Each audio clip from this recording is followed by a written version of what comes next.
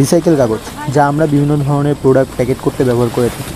সেগুলো তৈরি করার জন্য সর্বপ্রথমে বিভিন্ন ধরনের কাগজের প্যাকেট নিয়ে আসা হয়, যেগুলোকে এনে ক্রাশ করা হয় যাতে করে সেগুলোর ফাইবার বের হয়ে যায়।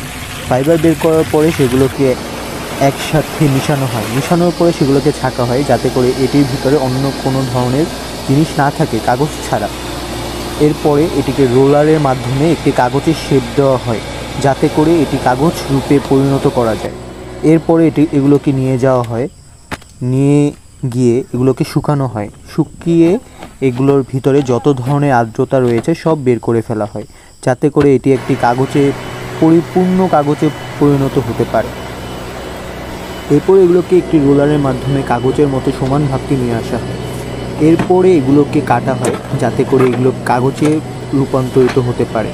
এরপর এগুলো পাঠিয়ে দেওয়া হয় বিভিন্ন ধরনের ওয়ার্কশপে যাতে করে বিভিন্ন ধরনের জিনিস